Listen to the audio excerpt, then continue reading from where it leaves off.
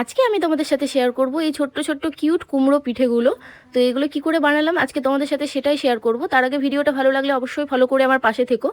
নারকেলের পুর ভরা ছোট্ট ছোট্ট কিউট কুমড়ো পিঠে তো কি করে বানাই চলো দেখাচ্ছি তোমাদের। প্রথমেই নারকেলের পুরটা বানিয়ে নিতে হবে, তার জন্য কড়াইয়ে নারকেল কুড়িয়ে দিয়েছিলাম। আমি ভেবেছিলাম গুড় দিয়েই করব, তারপর দেখেছিলাম যে গুড় বেশি ছিল না, তাই অর্ধেক গুড় আর অর্ধেক চিনি দিয়েই আমি পুরটা করে নিয়েছিলাম। 7 থেকে 8 মিনিট অনবরত নেড়ে নিলেই পুরটা হয়ে যাবে। আর একটা গুঁড়ো দুধের প্যাকেট দিয়েছিলাম, এতে পুরটা কিন্তু আরো বেশি টেস্ট হবে। তারপর পুরটা নামিয়ে দিয়েছিলাম। তারপরে ওই কড়াইয়ে 1 কাপ মতো জল দিয়েছিলাম, একটু হলুদ ফুড কালার দিয়ে চালের গুঁড়োটা দিয়ে ভালো করে মাখিয়ে নিয়েছিলাম।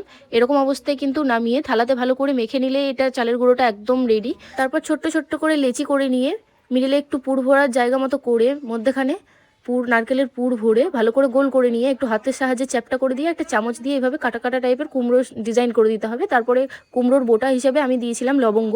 দেখো সবকটা কুমড়ো কিন্তু আমার সুন্দরভাবে রেডি হয়ে গেছে। কতটা সহজ করা, তোমরাও একটু ভালো করে দেখলে করতে পারবে। দেখো আমার সব কুমড়োগুলোই রেডি, এবার এগুলো স্টিমে বসাবো।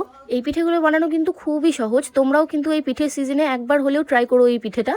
তারপর দেখো আমি স্টিমে দিয়ে দিচ্ছি, নিচে জল বসিয়েছিলাম আর উপরে পিঠেগুলো দিয়ে ঢাকা দিয়ে স্টিম করে নেবো প্রায় 15 থেকে 20 মিনিট। 15-20 মিনিট পর পিঠেটা একদম রেডি। তারপর গরম গরম খেতেও অসাধারণ লাগবে।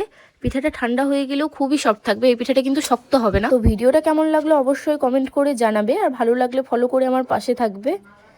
পিঠেটা দেখতে যেমন হয়েছে টেস্টও হয়েছে কিন্তু খুবই ভালো, তোমরাও ট্রাই করো। বাই।